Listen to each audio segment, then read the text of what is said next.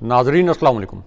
बराह रास्त मैं हूँ इब्राहिम राजा और आज हम आपको army chief general Asim Munir ISI के एक ऑफिशियल जस्टिस फाइज ईसा और पाकिस्तान के सबसे बड़े और सबसे मकबूल लीडर इमरान खान साहब के मुतल्लिक 4 बड़ी ब्रेकिंग न्यूज़ से आगाह करेंगे। सबसे पहले आपको army chief general Asim Munir और इमरान खान साहब के मुतल्लिक एक हसास नोयत की खबर से आगाह करते हैं। ये खबर पाकिस्तान के सबसे बड़े अंग्रेज़ी अखबार में शाया की गई है। इस खबर के 2 नुकात मुख्तसरन आपको बताते हैं। ये एक ऐसी खबर है जो पाकिस्तान का पूरा सियासी मंजरनामा उल्टा के रख सकती है और इसी एक खबर में जो फार्मूला सामने लाया गया है, अगर इस फार्मूले पर अमल दरामद हो जाए तो शहबाज शरीफ की कठपुतली हुकूमत बहुत जल्द ख़त्म हो सकती है। इमरान खान साहब को उनका लूटा हुआ मैंडेट वापस मिल सकता है और इमरान खान साहब दोबारा से प्राइम मिनिस्टर बन सकते हैं। इस खबर में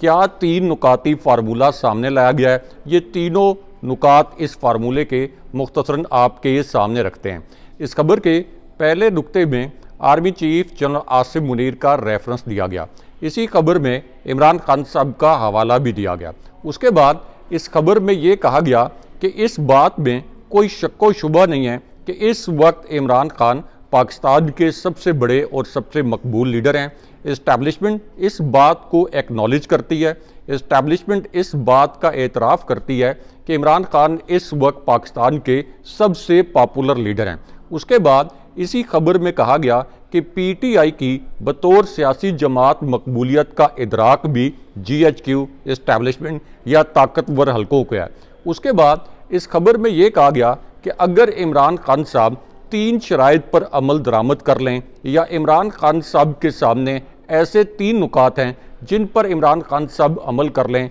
तो उसके नतीजे में PTI का जो लूटा हुआ मैंडेट है ये भी वापस आ सकता है। यानी 8 फरवरी 2024 को जो आधी रात को ऑपरेशन करके इंतखाबी नताइज तब्दील किए गए, ये पूरा मैंडेट वापस आ सकता है और इमरान खान साहब भी बहुत जल्द प्राइम मिनिस्टर बन सकते हैं। अब ये 3 नुकात क्या हैं, ये आपको एक एक करके बताते हैं। इस खबर में जो फार्मूला सामने लाया गया उसके पहले नुक्ते में ये कहा गया कि इमरान खान साहब आजकल या इससे पहले भी अडयाला जेल में जब सहाफ़ियों से गुफ्तगू करते हैं तो इस गुफ्तगू के दौरान वो फ़ौजी इस्टेब्लिशमेंट की क़यादत यानी army chief general Asim Munir या फ़ौजी क़यादत के मुतल्लिक जिस किस्म के अल्फाज इस्तेमाल करते हैं, अपने इन अल्फाज में थोड़ी एहतियात बरतें और अपने अल्फाज में और अपने लहजे में कुछ नरमी ले आएँ। मिसाल के तौर पर अगर इमरान खान साहब ये अल्फाज इस्तेमाल करते हैं कि इस वक्त मुल्क में याह्या खान पार्ट 2 की हुकूमत है, याह्या खान ने सानिया मशरकी पाकिस्तान करवाया था, या जिस वक्त याह्या खान ने अपने इक़्तिदार और ताकत को तूल देने की कोशिश की और पाकिस्तान की सबसे बड़ी सियासी जमात के ख़िलाफ़ ऑपरेशन किया तो उसके नतीजे में पाकिस्तान 2 लख्त हुआ। और उसके बाद खान साहब ये अल्फाज इस्तेमाल करते हैं कि इस वक्त भी पाकिस्तान में याह्या खान 2 की हुकूमत है जो कि अपने इक़्तिदार को तूल देना चाहती है। तो इस पूरी सूरत हाल में एक नुक्ता ये सामने लाया गया कि इमरान खान साहब फ़ौजी क़यादत के मुतल्लिक इस तरह के अल्फाज इस्तेमाल ना करें। इमरान खान साहब जिस तरह जंगल के बादशाह की लाकानूनियत या फ़र्द वाहिद की लाकानूनियत जैसे अल्फाज इस्तेमाल करते हैं, तो ये अल्फाज अगर इमरान खान साहब इस्तेमाल ना करें तो उसके बाद फ़ौजी क़यादत और इमरान खान साहब इतनी तेज़ी के साथ एक दूसरे के करीब आ सकते हैं कि पाकिस्तान का पूरा सियासी मंजरनामा मुकम्मल तौर पर बदल के रख सकते हैं। उसके बाद इस खबर के दूसरे नुक्ते में ये कहा गया कि इस वक्त PTI का जो सोशल मीडिया है इसकी प्रेजेंस इतनी ज़्यादा है और इसका इन्फ्लुएंस इतना ज़्यादा है कि अगर PTI का सोशल मीडिया भी ख़ास तौर पर जो PTI के जो ओवरसीज़ सपोर्टर्स हैं, अगर ये मौजूदा इस्टेब्लिशमेंट की क़यादत या फ़ौजी क़यादत के मुतल्लिक अपनी ट्वीट्स और इसी तरह जो दीगर सोशल मीडिया के प्लेटफॉर्म्स हैं यहाँ पर अपनी ट्वीट्स और पोस्ट का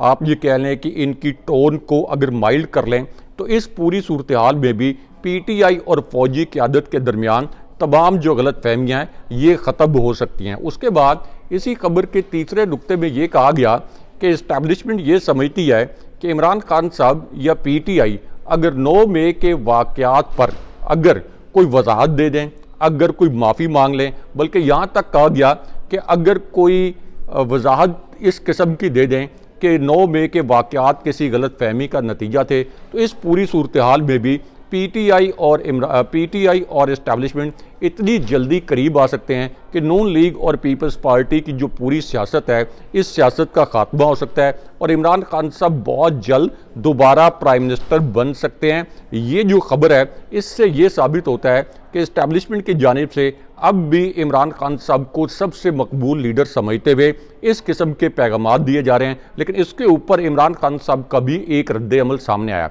अब ये जो रद्द अमल सामने आया है, इसमें इमरान खान साहब ने 2 सवालात उठाए। इमरान खान साहब ने अपने पहले सवाल में कहा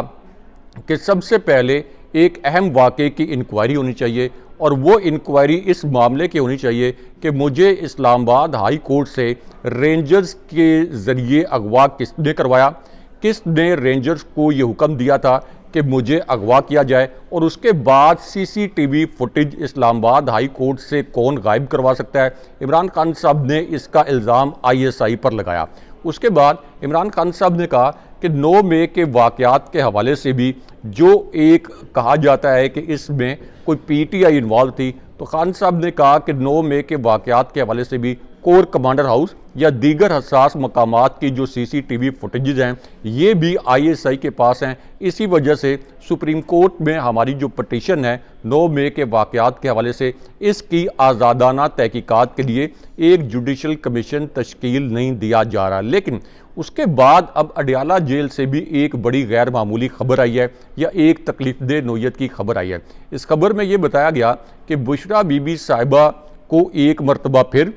अडियाला जेल में बेपर्दा किया गया और बेपर्दगी में उनकी तलाशी ली गई, और इसका मकसद ये है कि किसी भी तरीके से इमरान खान साहब को आसाबी तौर पर तोड़ा जा सके। लेकिन इस पूरी सिचुएशन में army chief general Asim Munir और इमरान खान साहब के मुतल्लिक एक और अलग से भी अहम नोयत की ब्रेकिंग न्यूज़ आई है। ये ब्रेकिंग न्यूज़ भी मुख्तसरन आपके सामने रखते हैं। अब ये ब्रेकिंग न्यूज़ उस वक्त सामने आई जब इमरान खान साहब ने इस्टेब्लिशमेंट के मुतल्लिक 3 बड़े ऐलानात किए। अब इन ऐलानात के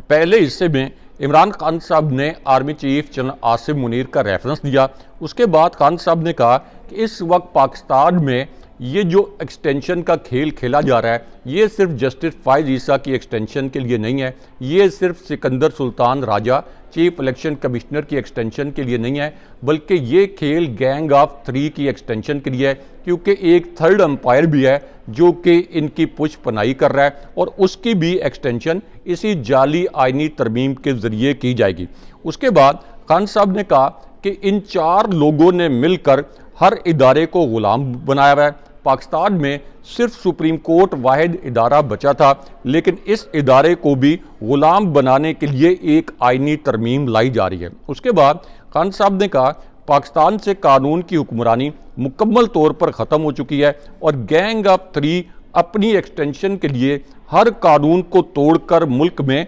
लाकानूनियत का बाजार गर्म कर रहा है, जिसकी वजह से इस वक्त पाकिस्तान की मईशत जो है ये मुकम्मल तौर पर तबाह बर्बाद हो रही है। लेकिन यहाँ आपको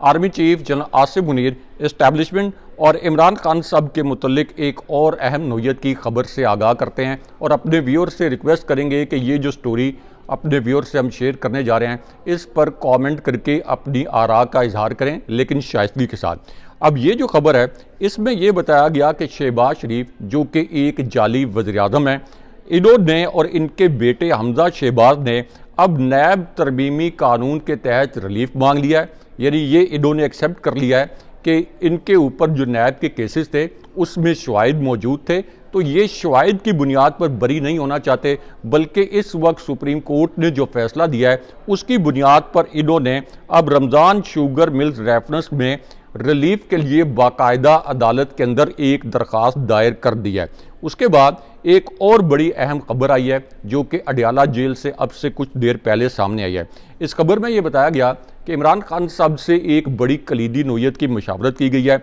और इसके बाद अब एक फैसला किया गया है कि 4 अक्टूबर को डी चौक पर हर सूरत में एहतजाज होगा। इमरान खान साहब ने पार्टी कारकुनों को और रहनुमाओं को हिदायत किया है कि अगर डी चौक